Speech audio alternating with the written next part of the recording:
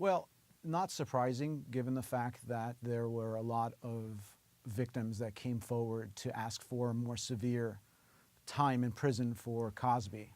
So from that aspect of it, it doesn't surprise me. However, if Bill Cosby wasn't as famous as he was, if he was a regular person, it actually may have worked in his advantage. And the reason why it may have worked in his advantage is because there's a political aspect to this, to the sentencing. And the political aspect is they're sending a message that not anybody is above the law, including Bill Cosby.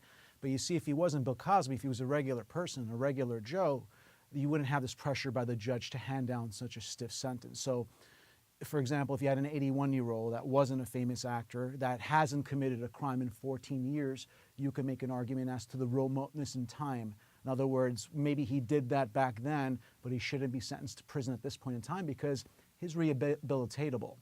Remember, when you say that you're sentencing somebody to prison, you're saying the person is no longer rehabilitatable. So it surprises me a little bit that the judge would think that it's not rehabilitatable given the fact that there hasn't been a complaint in 14 years. But for the political aspect of it, the judge had to do what he did, which is hand down a sentence of 3 to 10 years. Well, you got to remember that Bill Cosby is still appealing his case, and anything that he says on the record is quote-unquote former testimony, could be used against him. So on one hand, it's bad that he's not showing remorse because the remorse may make a difference to the judge in leniency. It's a mitigating factor, showing remorse, or it could be actually a mitigating factor. But since he's currently on appeal, even if he wants to show remorse, he can't, because then that would extinguish his appellate rights in the sense that, well, if you admit that you did it, why are you appealing it? Remember, he's saying that I am innocent and I didn't get a fair trial. And the reason why he's saying that he didn't get a fair trial is because in the second case, as opposed to the first case, there was accumulation of all these witnesses. And they brought in these prior bad acts. In the first case, it wasn't like that. That's why you had an 11-1 split in the first case. And that's why you had such a stronger reaction in the second case to conviction. They're sort of stacked against me in that case? Of course. I mean, look at it through the math.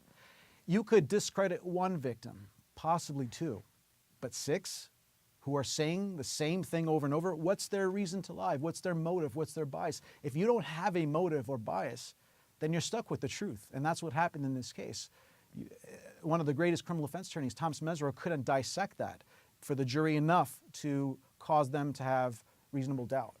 And the other part was also, and I think a lot of people don't realize, one of the jurors, if not more than one of the jurors, said the reason why we found him guilty was because of his words. Bill Cosby's words about giving quaaludes or these things to the victims in the case.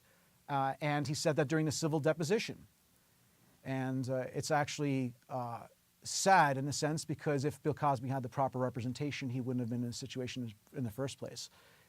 Because his first attorney basically told him if you cooperate with the first prosecutor, they're going to drop the case.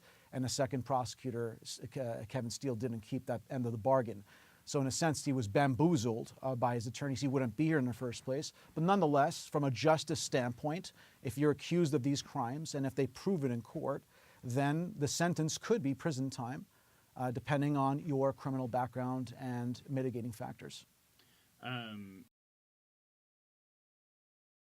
I definitely think there's a public policy aspect to the Bill Cosby case, and the Me Too movement was basically the wind underneath the wings of the Me Too movement.